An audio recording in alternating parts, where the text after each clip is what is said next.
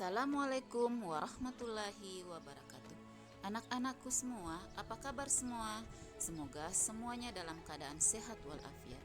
Anak-anak, hari ini kita akan belajar tentang hukum halal dan haram makanan. Yang pertama yang akan kita bahas adalah definisi halal dan haram.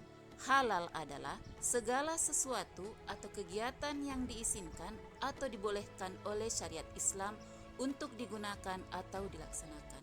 Sedangkan haram adalah segala sesuatu atau kegiatan yang tidak diizinkan, tidak dibolehkan atau dilarang oleh syariat Islam untuk digunakan atau dilaksanakan. Yang kedua, dasar hukum halal dan haram. Dasar hukum halal dan haram yang pertama adalah Al-Quran. Al-Quran adalah sumber hukum utama dalam ajaran Islam. Segala yang dihalalkan dalam Al-Quran adalah pasti halalnya, dan segala hal yang diharamkan dalam Al-Quran maka sudah pasti haramnya.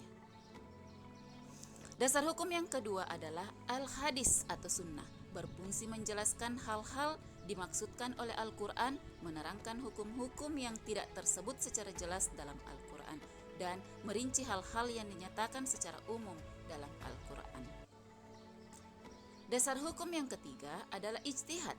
Ijtihad secara umum, yang dimaksud dengan ijtihad adalah pengarahan segala upaya, pengetahuan, kemampuan, terutama kemampuan daya pikir yang dimiliki para mujtahid untuk menggali dan menemukan hukum-hukum syariat.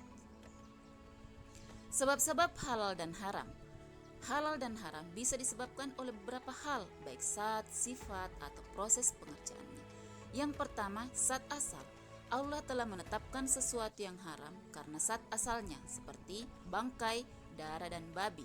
Dalam Quran Surah Al-Baqarah ayat 173, misalnya, benda apapun yang dicampuri atau tercampur dengan zat dari babi, maka benda tersebut haram dimakan, diminum, ataupun dipakai oleh umat Islam. Sebab yang kedua yaitu dari sifat asal, perbuatan dan sikap yang sifatnya buruk, mencuri, menipu, judi atau syirik diharamkan oleh Allah, walaupun dengan niat, cara dan hasil sebagus apapun tetap haram. Misalnya, uang yang diperoleh dengan cara mencuri dihukumi haram meskipun niatkan uang tersebut untuk membantu fakir miskin. Sebab yang ketiga adalah proses. Halal atau haramnya sesuatu bisa disebabkan oleh prosesnya. Proses pembuatan, pengerjaan, atau cara mendapatkannya akan menentukan hasilnya halal atau haram. Misalnya, semua hal atau barang yang berasal atau mengandung unsur babi, walaupun dibuat, diolah, dikemas, dan dikerjakan dengan sebaik apapun, tetap hukumnya haram. Penerapan hukum halal dan haram. 1. Penerapan dalam sikap. Membiasakan penerapan halal dan haram dalam kehidupan sehari-hari, yaitu dengan cara mulailah dari sikap mengakui dan meyakini bahwa hukum halal dan haram ditetapkan oleh Allah untuk kemaslahatan seluruh makhluk. Misalnya, ketika kalian makan nasi tidak dihabiskan, nasi sisa dibuang ke tempat sampah. Pernahkah kalian berpikir bahwa perbuatan tersebut termasuk hukum haram hukumnya karena mubazirkan makanan? Selanjutnya, yang kedua, penerapan dalam konsumsi. Untuk menjamin semua produk benar-benar halal, maka pemerintah mengeluarkan Undang-Undang Nomor 33 Tahun 2014 tentang jaminan produk halal yang diselenggarakan oleh Badan Penyelenggara Jaminan Produk Halal. Mengonsumsi dan menggunakan barang yang halal dan meninggalkan barang yang haram hukumnya wajib.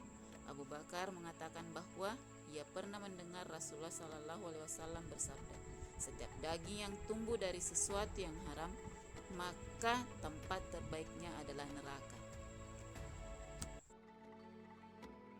Nah, demikianlah anak-anak materi tentang hukum halal dan haram. Semoga materi yang ibu berikan anak-anakku dapat memahami. Demikian, Assalamualaikum warahmatullahi wabarakatuh.